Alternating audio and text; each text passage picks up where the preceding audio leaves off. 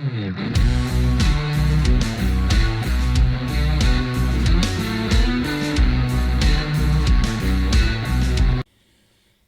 it's hot. Hello, and welcome back to the Rusty Ferret podcast. I'm back. I have moved. I have new settings. I'm currently in the conservatory just now as a trial space, and I don't know if this is going to be too echoey. Also, I'm hoping it doesn't rain because you'll hear that. I also have to have the door open because it's really hot. So this might not be permanent, but it's a cool space, right? I love having a conservatory. I have some loofahs growing. I will show you them. And lots of plants. Can you hear the seagulls? I live by the sea. I'm sorry. My plants are thriving. We're living our best life, right? We'll not show you the rest of the house. This is like one of the rooms that's done. So yeah, welcome back. Thank you for coming back after I had such a long break, I suppose. I will speak more about it at the end, because if you're here for knitting or crafting, you maybe don't want to hear about my house move, but if you do, I will talk about it at the end. Nice. So, it's hot here, but it's windy. I'm sweaty, so if I get more dewy, sweaty as it goes on, I apologise. Yeah. I've forgotten how to do this. I really forgotten how to do this. Let's just jump right in, shall we? Let me show you my finished object. It's got fringes on it. Yesterday, I finally blocked my Lysning shawl by Skeindeer knits. Oh my god. I finally blocked my Lysning shawl by Skeindeer knits, and I love it. I was really worried about the gauge on this being too loose, but the shawl being too small, because I didn't do the needle size recommended, but I don't remember what I did. I think I did a 3.5, maybe a 3, and the pattern recommends a 6. So this is much smaller than it could have been, but I think it's a great size. It's very warm, so I'm not going to wear this for long. But I think, I haven't tried this on yet. This is ridiculous. I'm really pleased with it. Yes. Let me gather my thoughts. Okay, thoughts gathered. This is the Lysning shawl by Skeindeer knits. I've said that already. I knit this in. I have what's left here.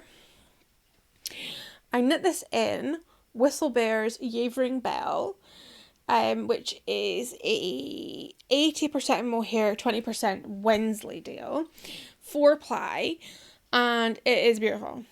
I have already told the story on the podcast about this. I will link it up here.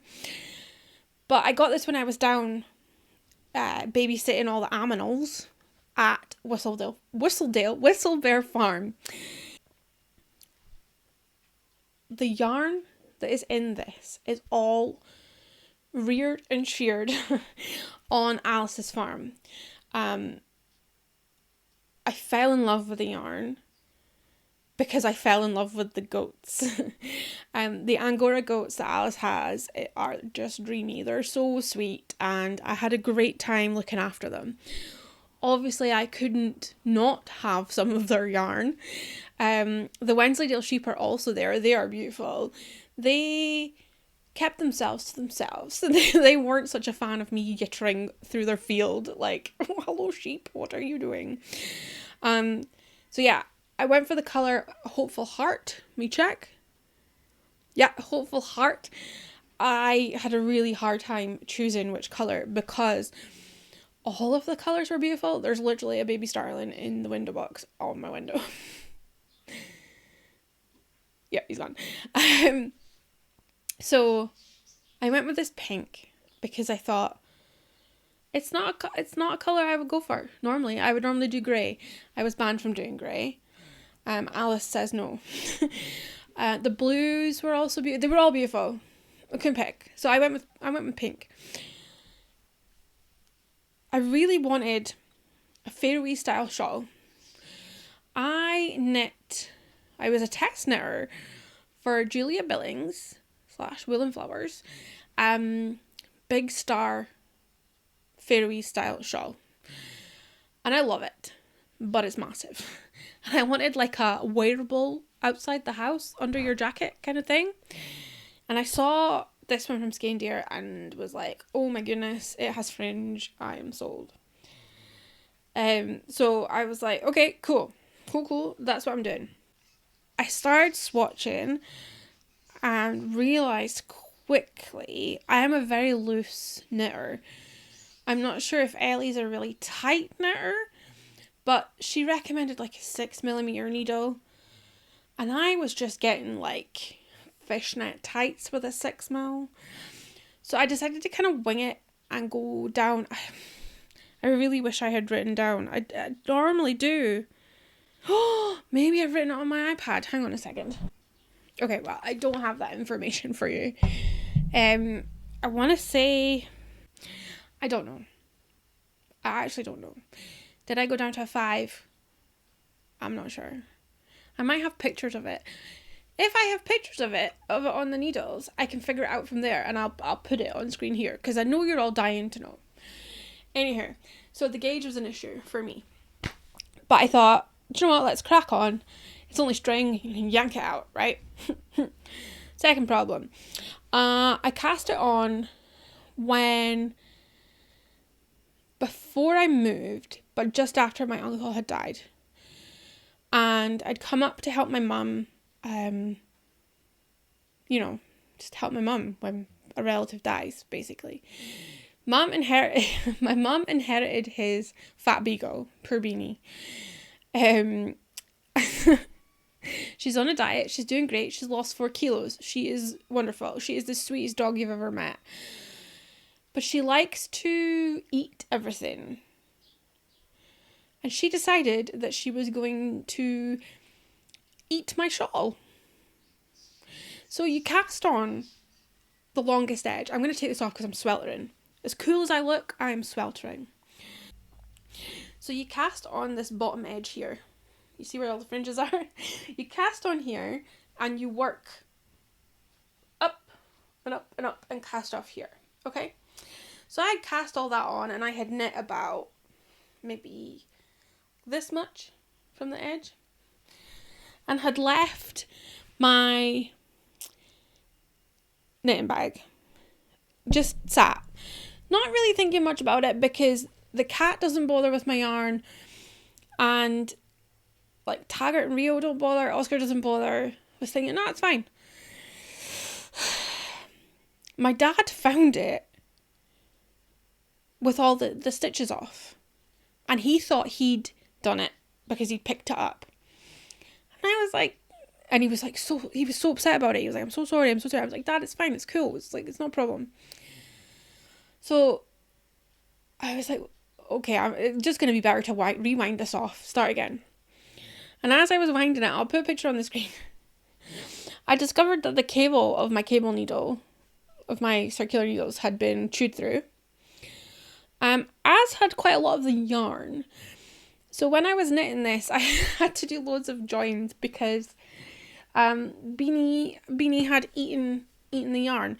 So it is 100% Beagle tested, and 1 out of 1 Fat Beanie would recommend Whiistlebare yarn. Yeah, so don't let your Beagle eat your yarn is what I'm trying to say. So, other than the gauge issue, wasn't an issue, it was just a decision, and the dog eating my yarn and my cable needle, this was a really nice knit. It was really straightforward. There is written instructions and chart instructions. I followed the written instructions because my brain wasn't in the space to do charts. which sounds crazy, but that's what it is. And yeah, I finished it. I actually finished knitting it like a couple months ago. But because we'd moved house, I didn't have the space to block the shawl. One, my blocking stuff was all in boxes. Two, we were staying with my mum and dad, which was fine. There's plenty of space to block stuff. I just didn't want to. And three, I couldn't block stuff down here because it was a bomb site. So I only did it yesterday because I remembered and found my blocking stuff. So I had it blocking out on the slabs, and I'm really pleased with it. I'm glad it blocked out way bigger than what I thought. I was really worried it was going to be small. I'm not a small shawl person.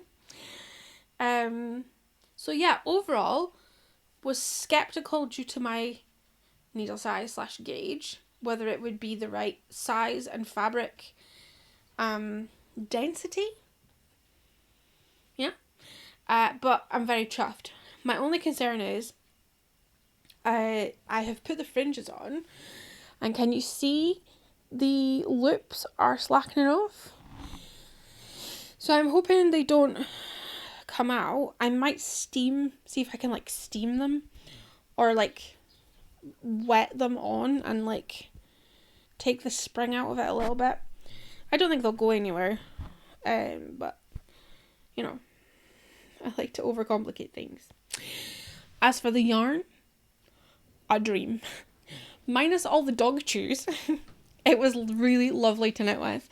It's really, so this is going to be such a contradiction, but it is really soft, like smooth to work with, but it's got that mohair halo that sticks to itself, so it doesn't really go anywhere. Would buy this again. It is a luxury yarn, but that's totally understandable because, well, I know how well the animals are treated and, you know, like, the process and everything. Like, I understand the cost. Would recommend it. Alice's customer service is next to none. Her and Tess are just amazing. So if you're wanting something nice to make something special for yourself or for a relative or for a special occasion, I would consider some Yeavering Bell because it's yummy. I'm glad I have a little bit left so I can put a square into my miter square blanket, and then I don't know what I'm going to do with the rest of it. So any suggestions for, I think there's about 80 grams, but I have a 20 gram skein, so there's probably like 100 grams left. It said that you, like the pattern said you would need 700 meters, which would have been, I had 2 skeins, it would have been the full 2 skeins, hence why I bought a mini skein for the fringing, but I didn't need it. Yeah, so pleased with this one. I will be enjoying that when the Scottish weather does its thing, because it's going to be cold. I have moved up to the northeast, the actual northeast of Scotland, where the days are long when it's light, but when it's cold, it's awfully cold.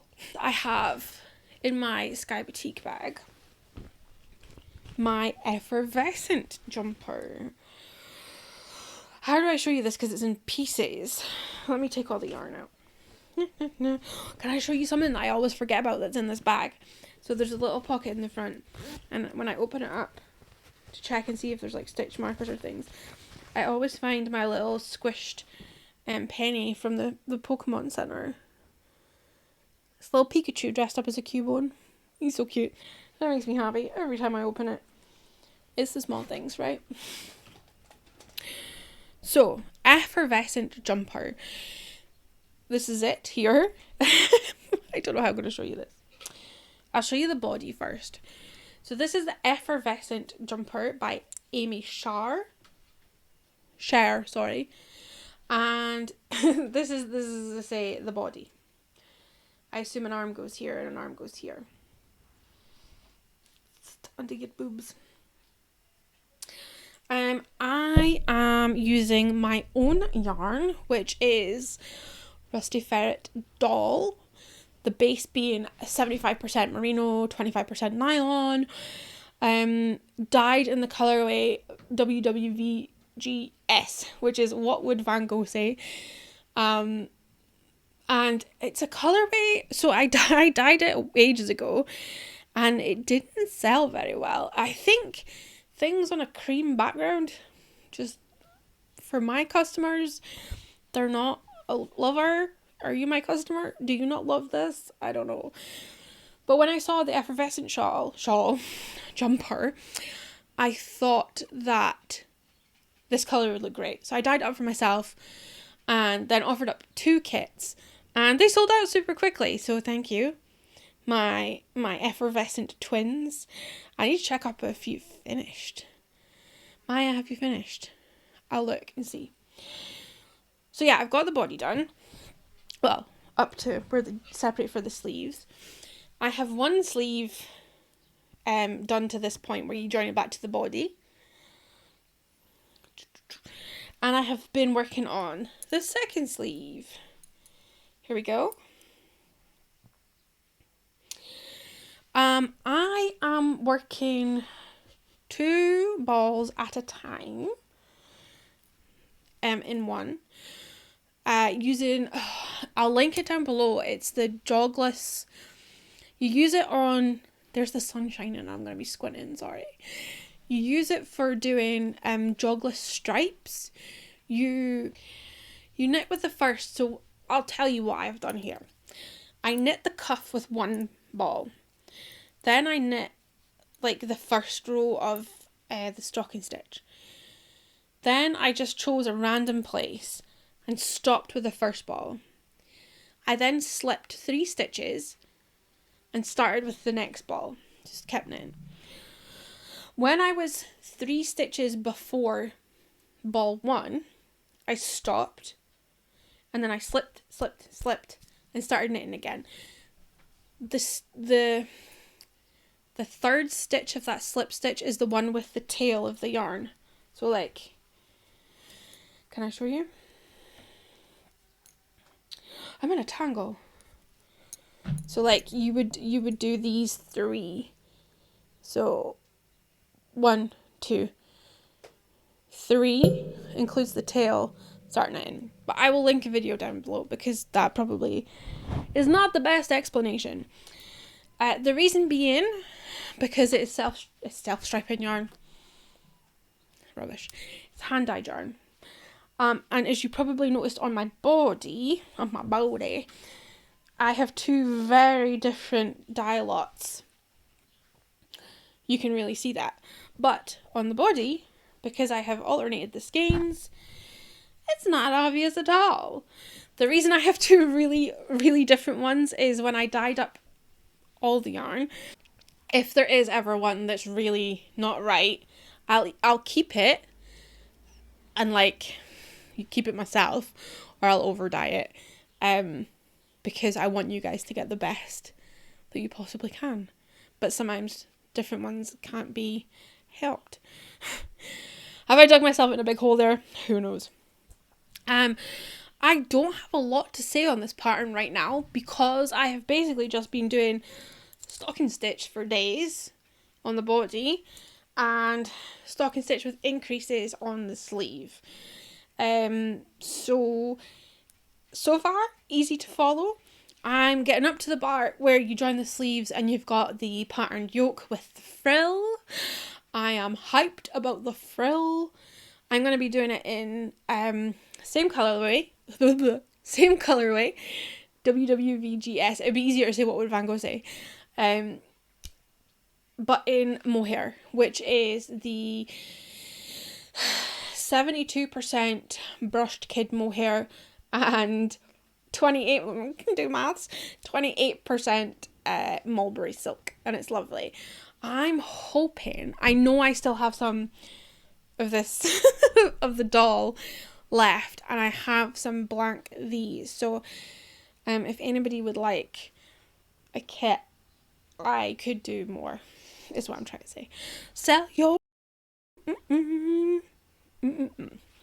so So yeah, as I say, I have nothing much to say because it's been pretty straightforward so far. I don't expect it to get difficult. I think it's going to be fantastic when I get to the frill with some mohair. I'm very excited about that. But yeah, so far, good pattern.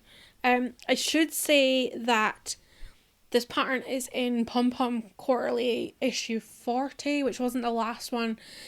It was the one before that. Was it? God, time is just going by mental, isn't it? The one before that, I'm sure, Pom Pom 40. Oh, and I'm doing a size 6, which is a 56-inch bust. My bust is a 50-inch. I know it looks droopier than that. So I've gone for 6 inches positive ease because I really don't like tight fitting things. And it makes me feel gross. Yeah, so that is my Effervescent jumper. I can't wait to wear it. The last project that I'm going to just quickly show you is, remember the quilt? The quilt that was too small. It's all been unpicked and ironed and is ready to be reassembled once I get more fabric or make more fabric. Again, after I knew we weren't going to move into the house straight away because, and I will fill you in at the end.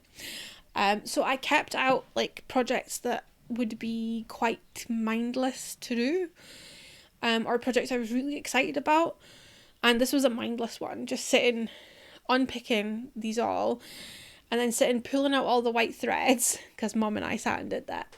Then I sat with my hair straighteners and straightened them all instead of getting the iron out. Top tip: hair straighteners for small things. And we just bundled them all in their bundles.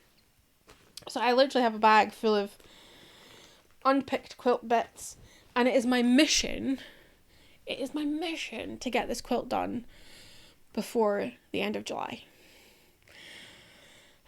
You're going to have to hold me to that. But yeah, I'd really like that.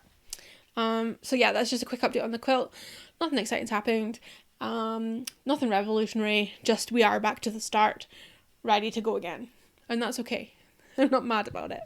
I'd rather it was good than just it'll do. Because a lot of my life is it'll do. Sometimes it doesn't. So that's everything I've been working on, like craft project wise.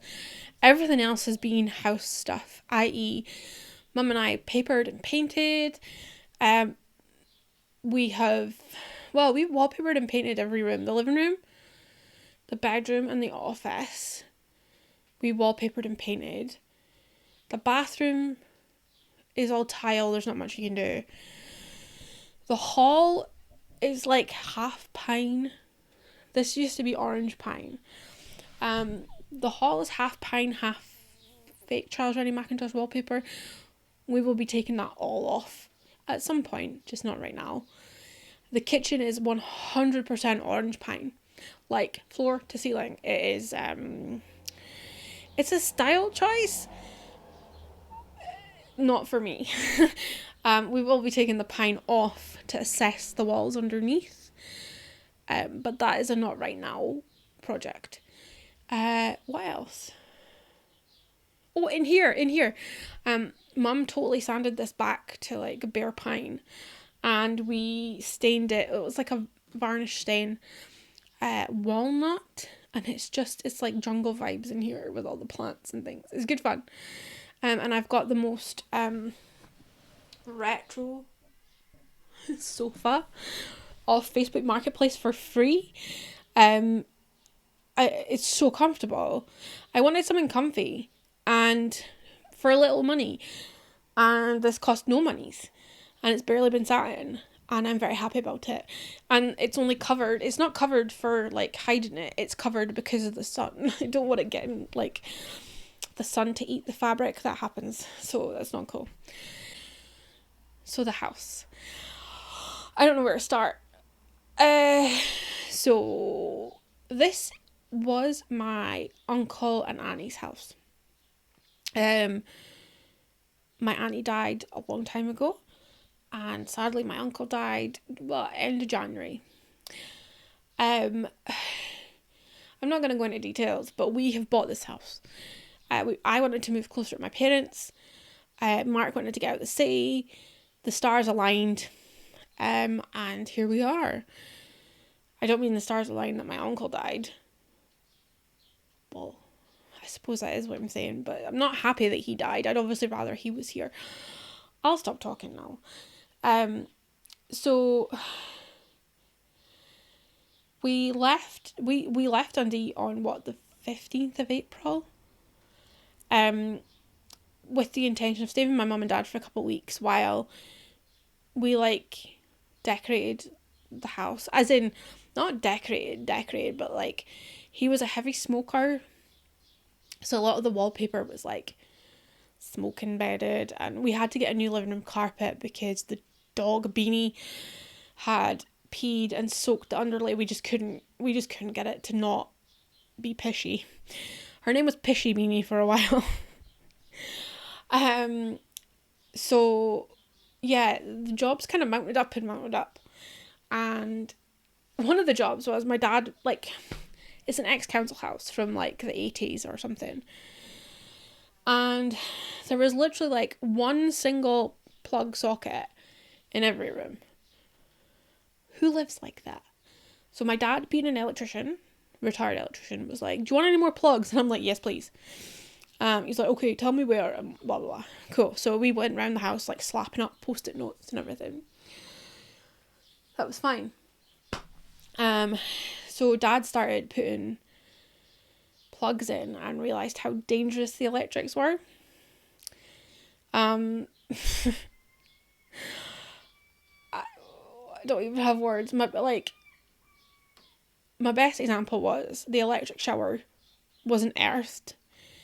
It didn't have a trickle valve, meaning if it overpowered, there was nowhere for that to go apart from you.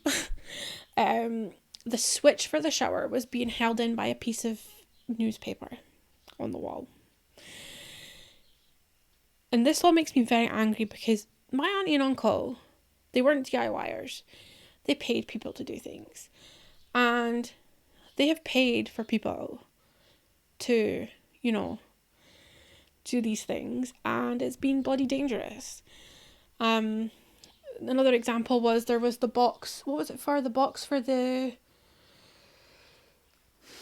Was it for the water heater? And somebody had screwed it to the wall, but screwed it through the box, into the wall, through the wires. So it was live. The screws were live. What wall did the screws go into? The shower wall. So the wall that had the possibility to get damp. Fun times. Then the water heater was leaking. Dad replaced it, bought the wrong kind, nearly blew us up. So it has been fun times. But we have moved in. We literally moved in on Saturday. And it has been very strange. I'm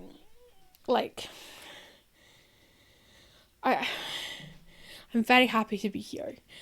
I am so stoked to have a garden. We've been putting plants in. We've been lifting slabs. We've been, I've got tomato plants growing.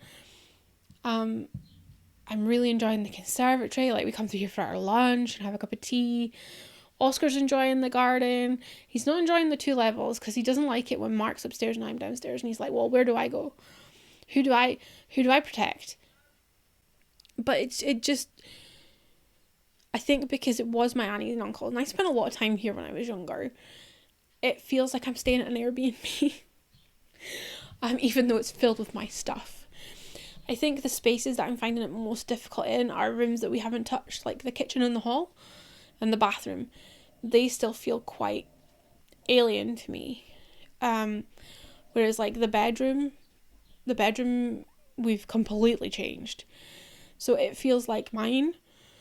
But yeah, it's getting there, and I don't mean to complain. I'm so lucky to be in this position to buy this house. But yeah, it's strange. So that's why I've been away for so long. The house has been a disaster. And I haven't been able to get to any of my stuff. And I also haven't really been in the headspace to put myself out there, because it was just like one thing after the other. Like, we'd come down to the house to do something and Dad would be like, oh, this wire that's just dangling from in the walls doesn't go anywhere, but it's live, so, you know, the screw right next to it for the light switch was touching it, and I was just like, oh my god. If you don't laugh, you'll cry. Anyhow, one of the massive things about this house is the shed out there. I have a big old concrete shed that I am hyped to set up as my dye studio. It does need a new roof because, one, the roof is asbestos, and two, it's got giant cracks in it, so it's not watertight. So, the new roof is at my parents', or the materials to put the roof up is at my parents'. So we will be getting the roof taken down because asbestos, and we will be putting the roof up ourselves. So I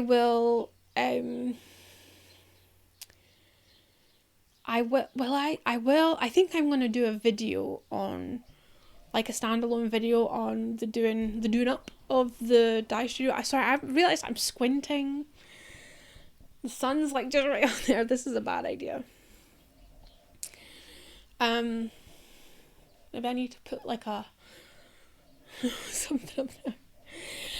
Anyway, I'm gonna make a standalone video, vlog, whatever, about the updoing, the making of the dye studio. I think that'd be a good idea, because I think you would all enjoy watching me make that space workable. Thank you for hanging around. I apologise for being MIA for so long.